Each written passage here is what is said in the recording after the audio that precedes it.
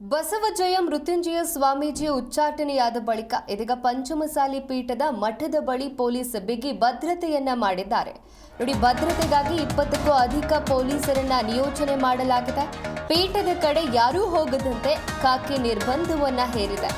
ಇನ್ನು ಪೀಠಕ್ಕೆ ಬೀಗ ಹಾಕಿದ್ದು ಪೀಠದ ಆವರಣದಲ್ಲಿ ಸ್ಮಶಾನ ಮೌನ ಆವರಿಸಿದೆ. ಪೊಲೀಸ್ ಅಧಿಕಾರಿಗಳ 2 ವಾಹನ ಕೂಡ ಅಲ್ಲೇ ಬೀಡು ಬಿಟ್ಟಿರುವಂತದ್ದು.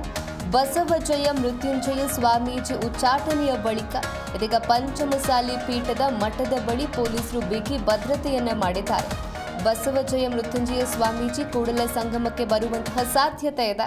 ಇದರಿಂದ ಯಾವುದೇ ಅಹಿತಕರ ಘಟನೆ ನಡೀಬಾರದು ಅಂತ ಪೊಲೀಸರು ಬಿಗಿ ಭದ್ರತೆಯನ್ನ ಮಾಡಿರುವಂಥದ್ದು. ಗದ್ದಲ ಗಲಾಟೆಯಾಗದಂತೆ ಪೊಲೀಸರು ಭದ್ರತೆಯನ್ನ ಮಾಡಿದ್ದಾರೆ. ಸ್ವಾಮೀಜಿಗಳು ಕೂಡಲ ಸಂಗಮದಲ್ಲಿ ಭಕ್ತರ ಜೊತೆ ಇವತ್ತು ಚರ್ಚೆ ನಡೆಸುವಂತಹ ಸಾಧ್ಯತೆ ಇದೆ. ಪೀಠದ ಕಟ್ಟಡ ಬಿಟ್ಟು ಬೇರೆಡೆ ಸಭೆ ನಡೆಸಲಿದ್ದಾರೆ ಶ್ರೀಗಳು. ಇನ್ನು ಭಕ್ತರ ಜೊತೆ ಚರ್ಚಿಸಿ ಏನು ಹೇಳ್ತಾರೆ ಎನ್ನುವಂತಹ ಕುತೂಹಲ ಕೂಡ ಎಲ್ಲರಲ್ಲೂ ಮೂಡಿರುವಂಥದ್ದು.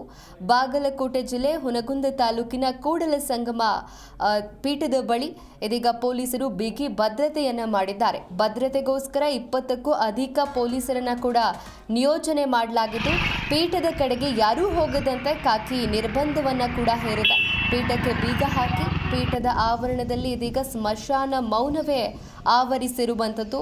ಪೊಲೀಸ್ ಅಧಿಕಾರಿಗಳ 2 ವಾಹನ ಕೂಡ ಅಲ್ಲೇ ಬೀಡು ಬಿಟ್ಟಿದೆ.